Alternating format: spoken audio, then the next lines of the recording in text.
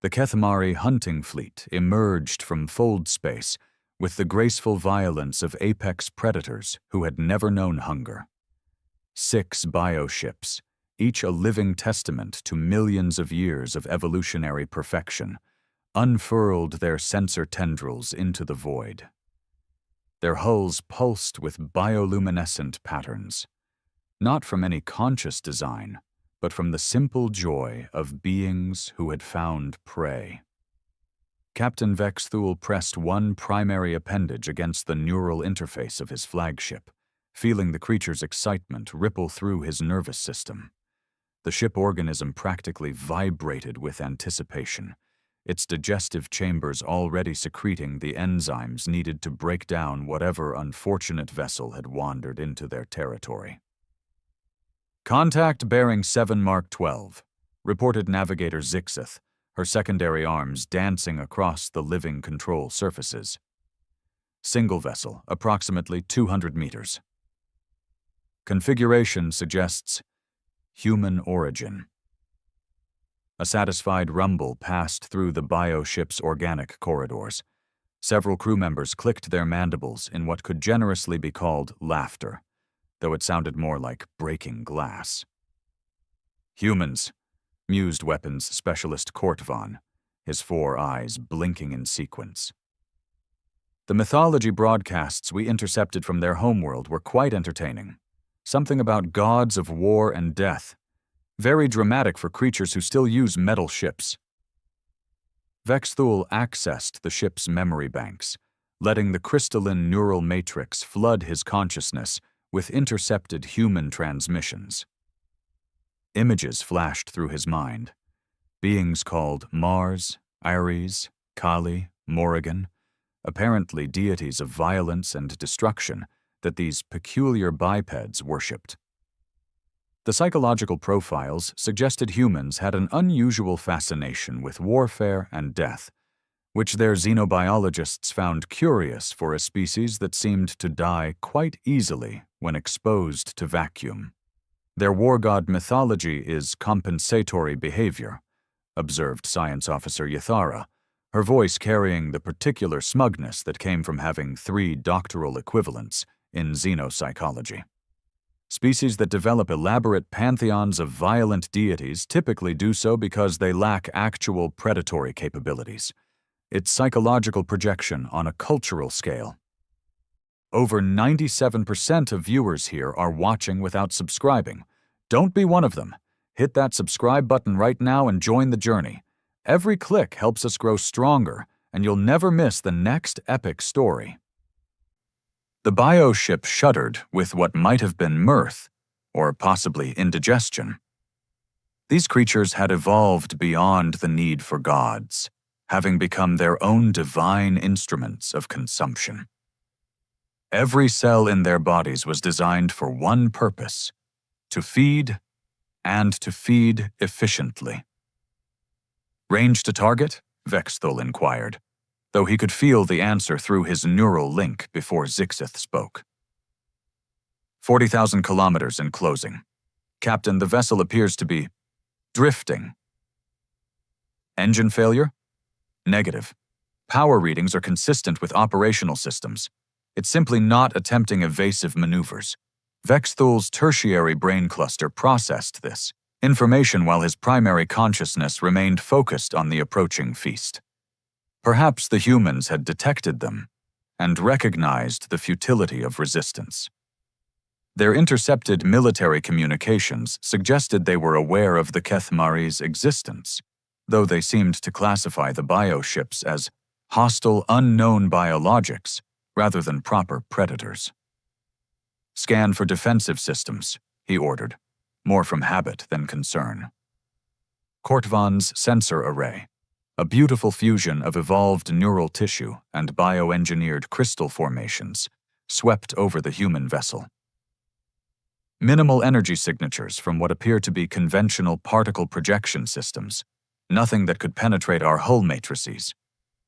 "Of course not," Yathara commented. "Their weapons are designed to destroy manufactured materials. They probably don't even comprehend the concept of attacking a living ship." The target vessel continued its leisurely drift through space, making no attempt to change course or increase velocity. Its hull reflected their scanner sweeps with the dull persistence of worked metal, lacking even the courtesy to emit interesting biological signatures. Just another sterile construct populated by creatures who built their tools instead of growing them. "Captain," Zixeth's voice carried a note of confusion. "I'm detecting unusual readings from the target vessel. Define unusual." "The hull composition includes materials I'm not familiar with. There are also some kind of growths?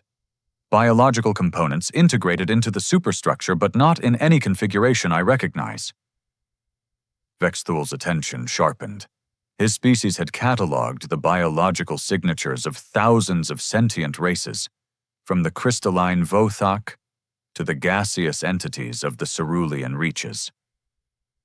Unknown biological components suggested either a first contact scenario or collaborative technology, both of which could complicate what should have been a simple feeding operation.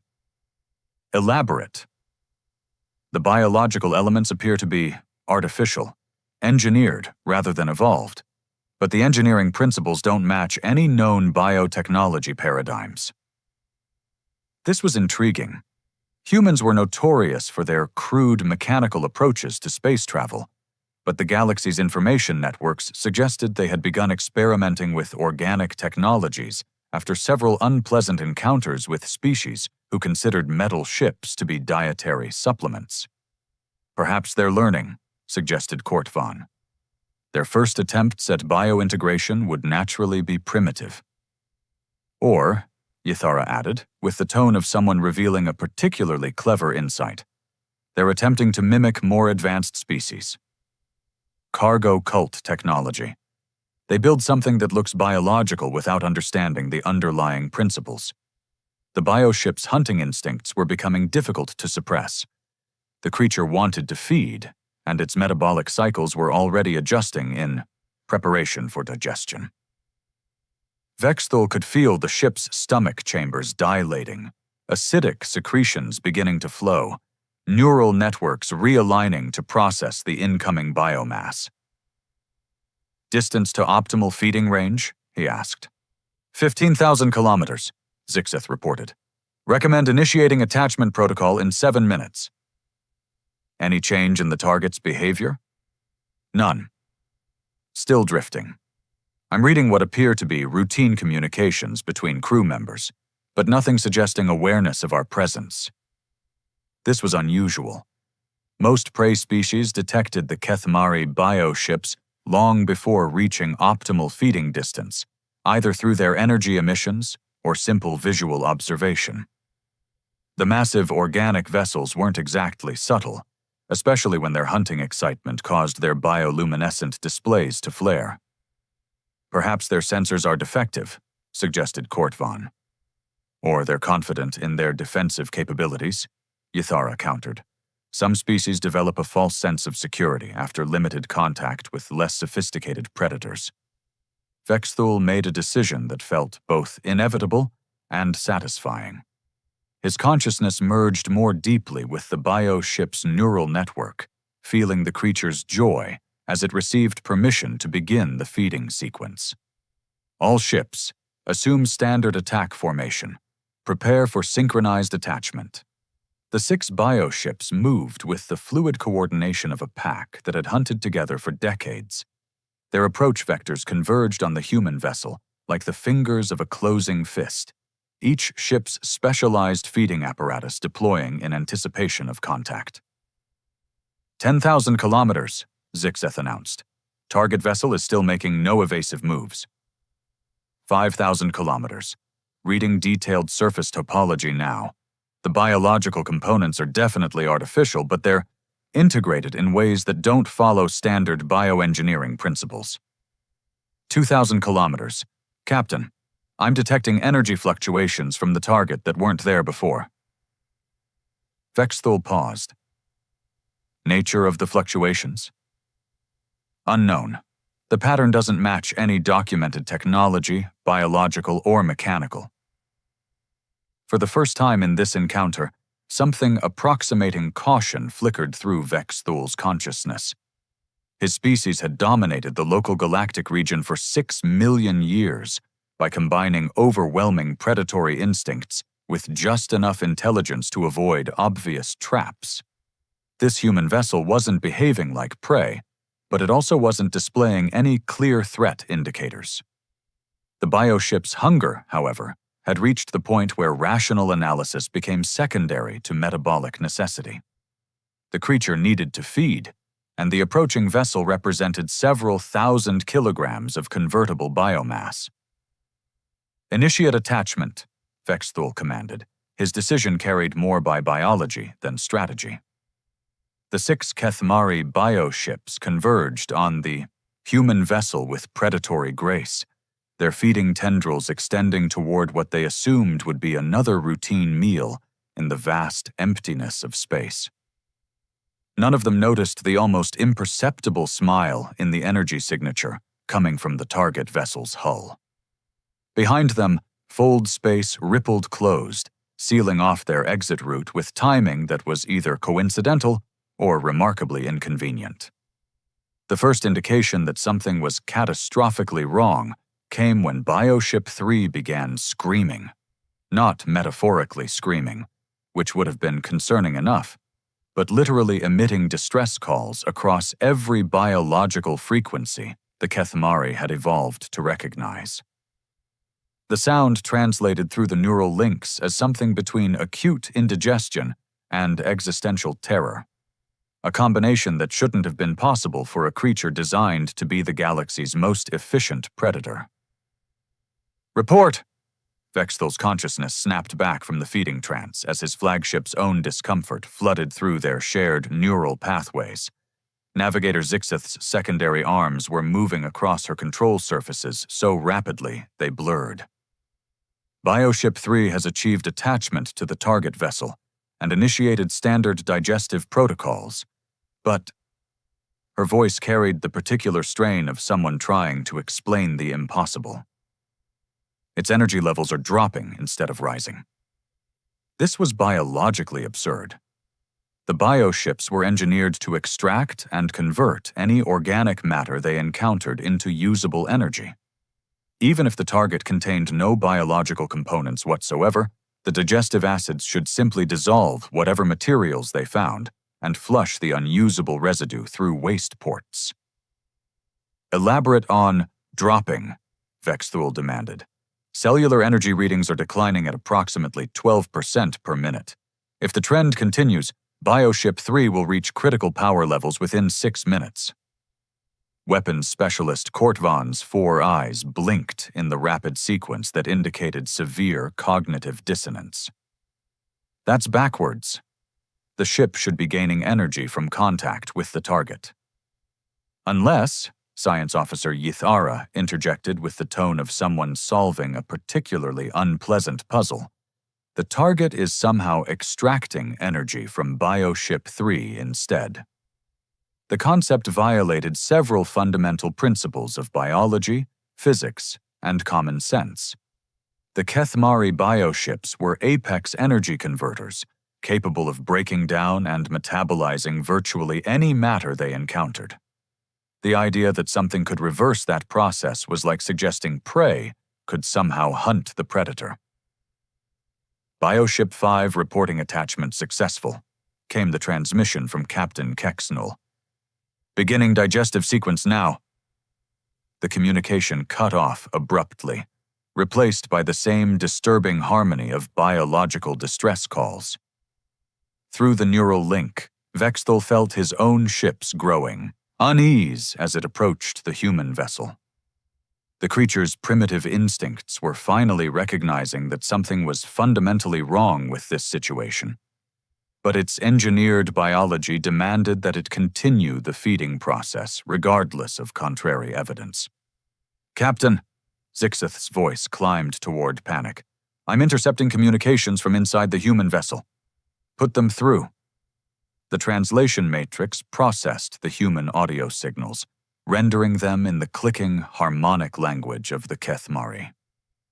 What came through the ship's speakers was not the screaming terror of prey being consumed, but rather a conversation that sounded remarkably like a scientific discussion. Adhesion rate is exceeding baseline predictions by 40%. The bioship integration is happening much faster than our simulations suggested. Well, we did calibrate the absorption matrices based on theoretical models. Actual living tissue is providing much more efficient energy transfer. Should we adjust the conversion parameters? The power intake is approaching critical thresholds. No, let's see how much the system can handle. This is the best field test we're going to get. Vexthul's consciousness reeled. Field test? These humans were conducting experiments while being attacked by the galaxy's most dangerous predators?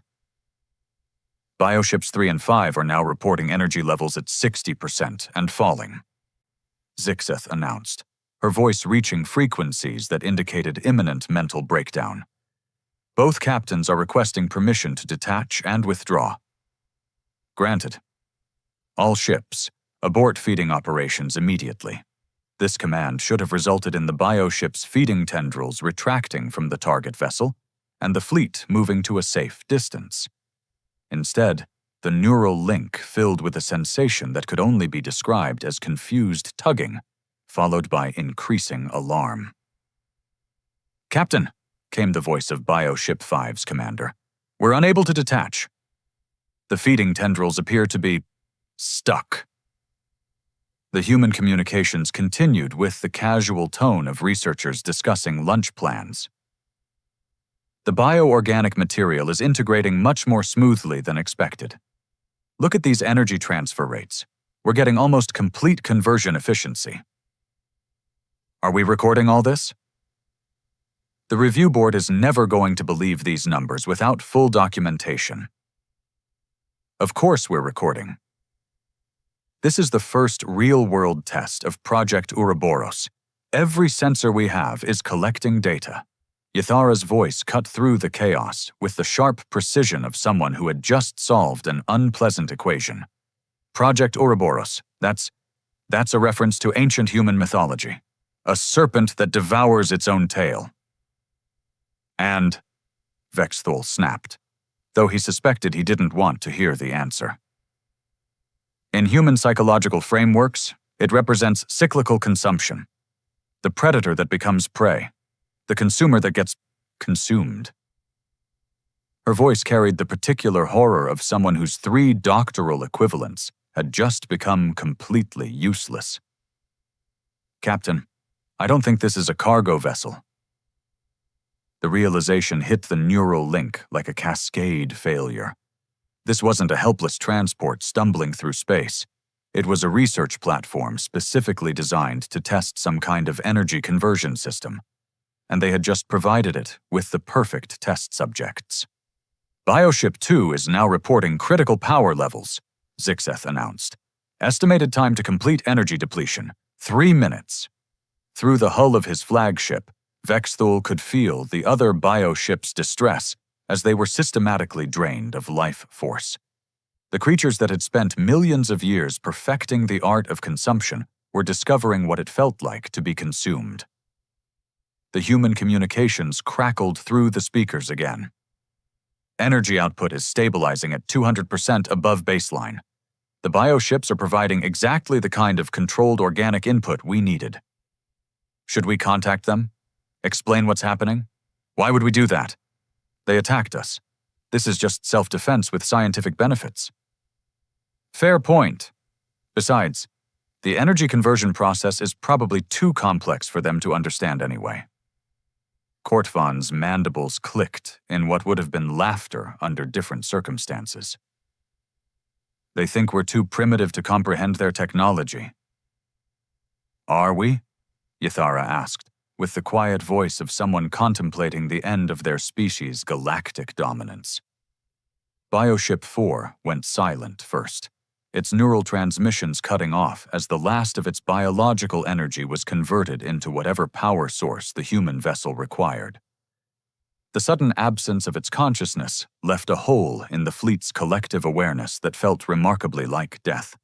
"All remaining ships," Vexthul commanded with the desperate authority of someone watching their worldview collapse in real time. "Full power to engines. Break attachment by force if necessary." The bioships strained against whatever mechanism was holding them to the human vessel, their organic propulsion systems pushing beyond safe operating parameters. The creature's panic was becoming a feedback loop, amplifying through the neural links until the entire fleet existed in a state of shared terror. But the harder they pulled, the more energy they expended, and the faster the human conversion systems drained them. "Captain," Zixeth whispered, "bioships 2 and 6 have gone dark." Through his ship's sensory apparatus, Vexthul could see the human vessel. What had appeared to be a simple metal construct now pulsed with bioluminescent patterns that looked disturbingly familiar. They were the same energy signatures his own bioships produced when feeding. The humans had built a predator that ate predators. The philosophical implications of being eaten by one's own dinner were not lost on Captain Vexthul, though he was finding it increasingly difficult to appreciate the irony while his flagship's life support systems began failing in sequence. "Emergency power reserves at 14%, Zixeth reported with the mechanical precision of someone whose training hadn't prepared her for this particular nightmare. "Estimated time to complete biosystem collapse, 97 seconds. The human research vessel had transformed into something that defied classification.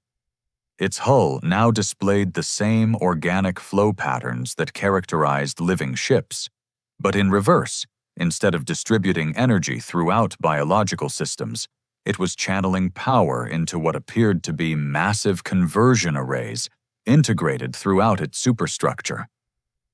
Through his weakening neural link, Vexthul could sense the last conscious moments of Bioship 1 as its commander transmitted a final report.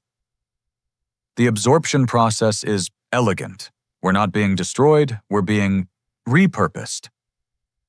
The transmission cut off as Bioship 1's consciousness dissolved into pure energy, its million-year evolutionary perfection reduced to fuel for whatever machinery the humans had constructed. "Captain," came a new voice through the communication array. Not Kethmari, but human, speaking their language with the casual fluency of someone who had studied it academically. "This is Research Director Chen aboard the TSV Synthesis. We're receiving some concerning bio-readings from your vessels." Ythara managed a bitter clicking sound. "They're concerned about our welfare, while systematically converting us into energy." "We'd like to discuss the situation," the human continued. "Would it be possible to establish visual communication?" Vexthul's consciousness was fragmenting as his ship's neural networks began shutting down, but he retained enough coherence to activate the visual transmission system. The main display flickered to life, revealing the interior of what looked less like a starship bridge and more like a laboratory.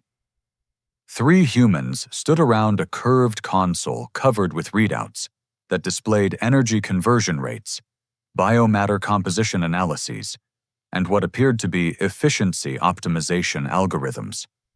They wore the kind of casual clothing that suggested they had been expecting a routine research mission rather than a first contact scenario. Research Director Chen, a woman with graying hair and the relaxed demeanor of someone who found the universe perpetually interesting, looked directly into the transmission pickup with apparent sympathy. "I want to apologize for the circumstances of our meeting," she said. "We weren't expecting to encounter your species during this phase of testing." "Testing?" Vexthul managed to vocalize, though his ship's translation systems were operating at reduced capacity. "Project Ouroboros," explained one of her colleagues, a younger man whose enthusiasm was only slightly dampened by the fact that they were accidentally committing genocide. "We've been developing a bioenergy conversion system that can transform any organic matter into usable power." Your ships are providing an unprecedented opportunity to test the technology under real-world conditions. The third researcher, an older man with the particular intensity that came from a lifetime of solving impossible problems, gestured toward his displays. The energy output from your bioships is remarkable. We're seeing conversion rates that exceed our most optimistic projections. You're killing us, Kortvon interjected, his voice barely registering through the failing communication systems. Research Director Chen nodded thoughtfully. Yes, that does appear to be an unfortunate side effect. We designed the system to be defensive. When something tries to consume us, we consume it instead. We didn't anticipate that it would be quite so thorough. Can you stop it? Ithara asked, with the desperate hope of someone clinging to their final moments of existence. The three humans exchanged glances that communicated entire conversations. The younger researcher spoke first. Theoretically, yes. But stopping the process now would waste an enormous amount of valuable research data. We're learning things about bioenergy conversion that could take decades to discover in laboratory conditions. The ethical implications are significant, the older researcher added. On one hand, you did attack us first. On the other hand, you clearly weren't aware of our defensive capabilities. Research Director Chen studied the readings on her console with the expression of someone weighing competing moral obligations. The real question is whether the advancement of scientific knowledge justifies the continuation of an experiment that will result in your deaths. Vexthul's consciousness was now operating on backup neural pathways as his ship's primary brain clusters went offline one by one. Through his fading awareness, he could feel the last two bioships in the fleet experiencing the same systematic shutdown. "We surrender," he transmitted, though the concept was foreign to his species. "We withdraw our attack." "I appreciate the sentiment," Research Director Chen replied, "but the bioconversion process has reached the point where it's self-sustaining. Your ships are now integrated into our power systems. Stopping the absorption would be like trying to undigest food." The younger researcher looked up from his console with obvious excitement. "Director, the energy intake has stabilized at 400% above baseline. We could maintain this output level for months with the stored biomatter." "Are you recording the psychological responses?" the older researcher asked. The transition from predator consciousness to energy source could provide valuable insights into the nature of biological awareness. "Of course," Research Director Chen confirmed. "We're documenting every aspect of the conversion process. This data will be invaluable for future applications." Through his fragmenting neural link, Vexthul experienced a moment of clarity that felt like divine revelation. His species had spent millions of years perfecting the art of consumption, developing biological systems that could convert any organic matter into energy. They had become so efficient at this process that they had forgotten what it felt like to be on the other side of the equation. The humans hadn't simply built a defensive system. They had reverse-engineered predation itself, creating a mechanism that turned the act of consumption back on the consumer. "You learned this from us," he realized, his voice barely a whisper through the failing transmission systems. Research Director Chen smiled with genuine appreciation. "Not specifically from your species, but from the general principles of biological energy conversion that predator species like yours have perfected. We simply asked ourselves, what if prey could prey back? The elegance is in the simplicity," the younger researcher added. "Instead of building weapons to fight biological ships, we built a biological ship that fights back." Vexthul's last coherent thought was a grudging admiration for the humans' approach. They had taken the fundamental mechanism that made his species the galaxy's apex predators and weaponized it against them, with the casual efficiency of people solving an engineering problem.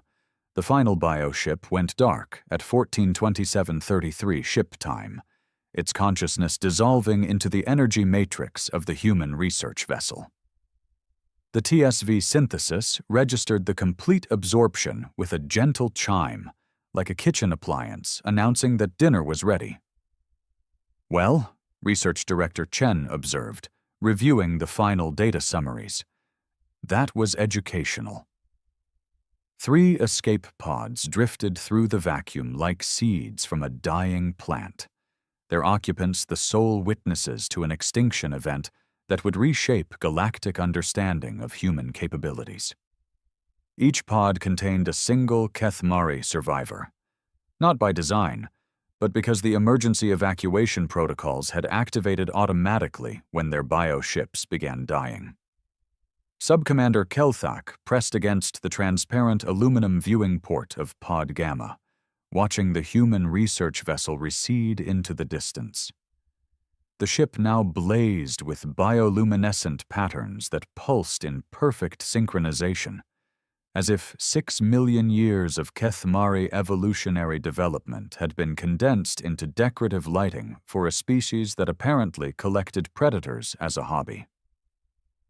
Pod Alpha to Pod Gamma, came the transmission from the pod furthest from the disaster site. "Are you monitoring long-range communications?" "Affirmative," Kelthak responded, though he wasn't certain he wanted to know what Senior Navigator Tixwell had discovered.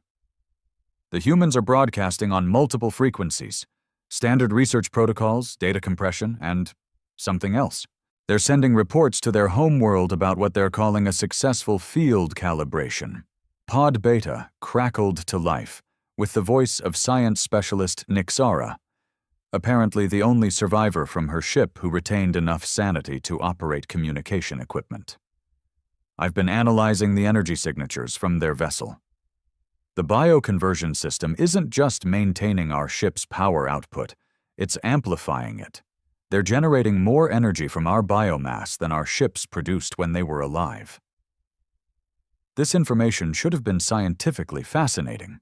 Instead, it felt like discovering that death was more efficient than life. "What are our options?" Kelthak asked, though he suspected the answer would be uniformly unpleasant. "Short term, we have enough life support for 6 days, Tixwell reported. Long term, we're approximately 8 light-years from the nearest Kethmari colony, which means our emergency beacons will take 8 years to reach anyone capable of mounting a rescue operation. Assuming," Nixara added, with the clinical detachment of someone processing trauma through academic analysis, "that anyone will believe our reports about what happened here." Kelthak accessed his pod's data recorders, reviewing the sensor logs from the encounter. The readings looked like fiction. Bioships with conversion rates that defied thermodynamics, humans casually discussing the ethics of genocide, and energy signatures that suggested the research vessel was now powerful enough to sterilize small moons. "We need to warn the homeworld," he decided. "Compose a priority transmission. Full tactical analysis, complete sensor data, recommendations for future encounters with human vessels."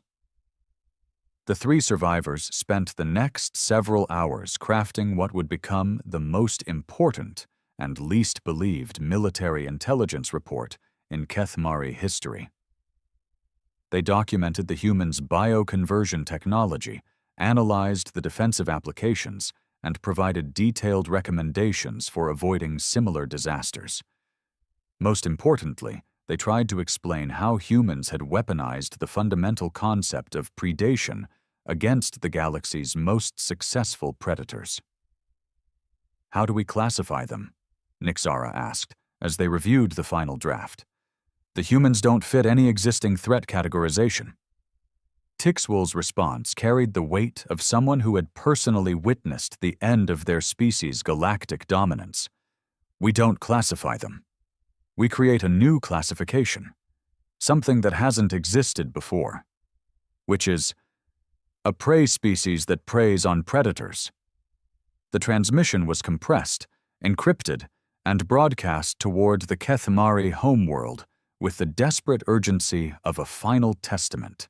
8 years from now, military analysts would receive detailed documentation of humanity's first successful defense against bioship technology, along with tactical recommendations that would fundamentally alter how the galaxy's predator species approached human space.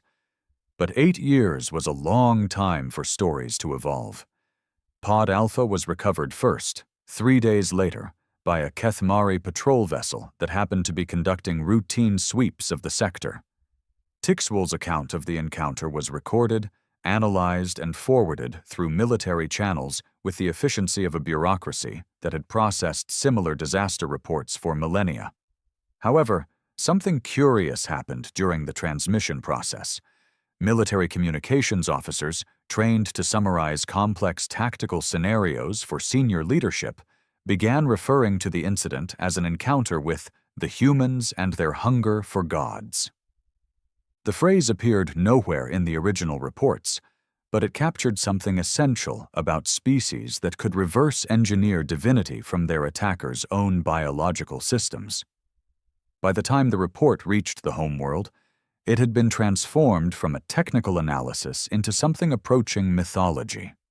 The humans weren't described as scientists who had developed innovative defensive technology. They were characterized as entities that consumed those who tried to consume them, beings who fed on the divine nature of apex predators. The cultural analysts who reviewed these reports found themselves facing an unprecedented challenge. How do you integrate a species into existing galactic frameworks when that species appears to violate fundamental assumptions about predator-prey relationships? Their solution was to create new mythological categories. Humans became known as God-eaters, creatures that didn't simply kill divine beings, but absorbed their essence and transformed it into power. The bioconversion technology was reinterpreted as a form of theological consumption, a process by which humans claimed the fundamental nature of whatever attacked them. Within 6 months, human space was redesignated as a theological hazard zone. Military commanders received orders to avoid human vessels not because they were dangerous in conventional terms, but because contact with them could result in what intelligence reports described as divine consumption, the transformation of predator consciousness into human energy sources. The TSV synthesis, meanwhile, continued its research mission with the casual efficiency of people who had successfully solved a minor engineering problem. Research Director Chen filed reports describing the encounter as a valuable field test of defensive systems, noting that bioconversion technology showed promise for future applications in renewable energy development. The research team remained completely unaware that they had accidentally created new theological frameworks for half the galaxy's predator species, or that their defensive system was being interpreted as evidence that humans possessed the ability to devour gods. They were, after all, just researchers testing equipment. The fact that their equipment had inadvertently transformed them into the exact mythological monsters their attackers had once dismissed as psychological compensation was simply another interesting data point in an already productive mission. 8 years later, when the original tactical reports finally reached the Kethmari homeworld, military analysts would discover that humanity had become exactly what their intercepted mythology suggested: gods of war and death who fed on those foolish enough to challenge them. The irony, of course, was that the humans had never intended to become mythological. They had simply built better mousetraps, not realizing that in a galaxy full of very large mice, better mousetraps inevitably become indistinguishable from divine intervention.